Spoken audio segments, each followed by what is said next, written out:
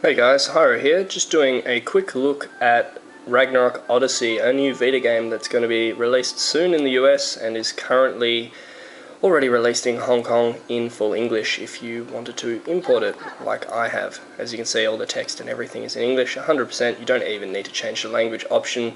After you install it, it starts just in English, ready to go. So I'm just going to be doing the first boss, and I'll talk you through sort of like what's going on while I'm doing it, hopefully give you a little bit of an idea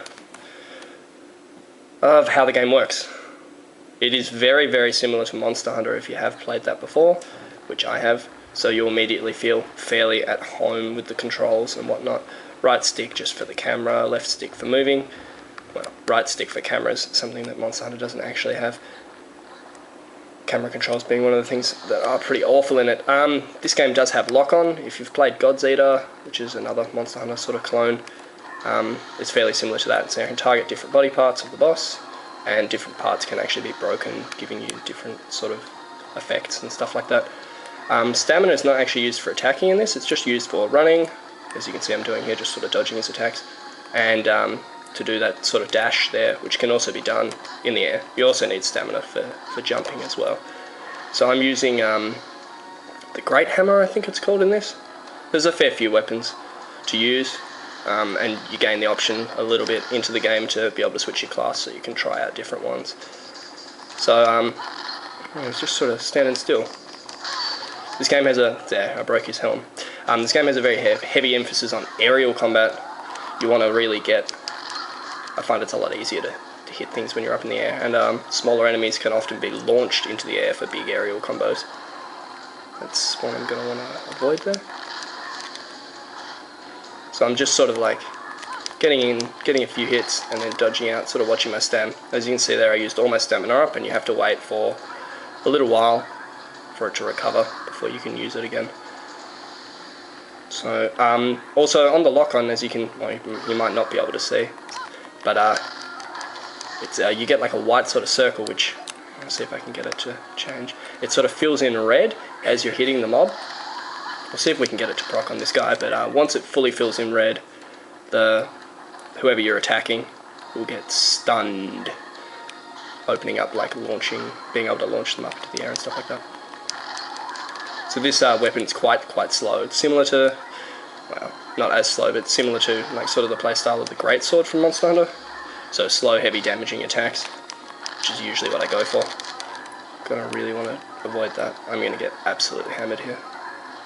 Let's see if I can dodge just before it lands. There we go. And I just got stunned there.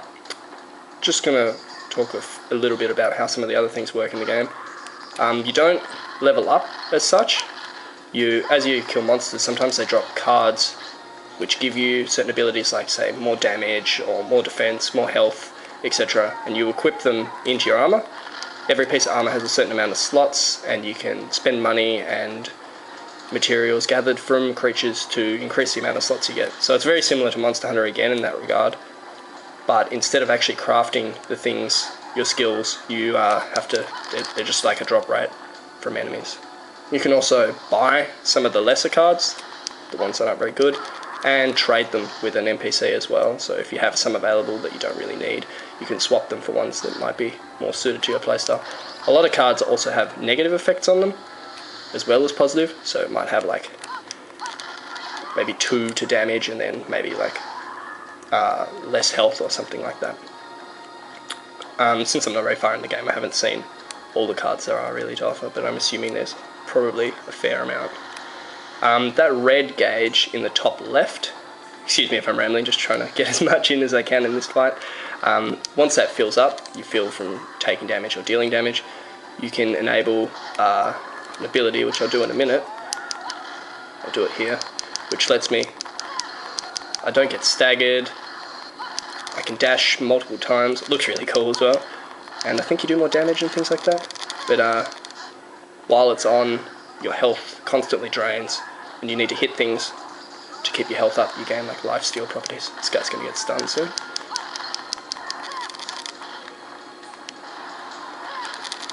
Now, I haven't actually talked about it yet, but the combat It's fairly similar to Dynasty Warriors. Not like the same sort of game. I know a lot of people don't really like Dynasty Warriors.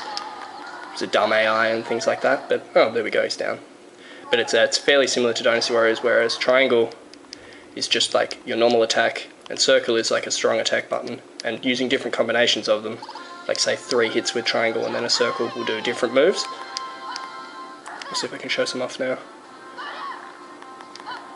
So if I do 4, yeah, you get different moves. You can also hold down circle with this, but this is exclusive to this weapon, I think. You can do all sorts of different attacks. But yeah, the combo list seems pretty big, and it's pretty fun. It does feel a lot like sort of Dynasty Warriors sort of combat system, but obviously the enemies are a lot more intelligent and actually pose a challenge.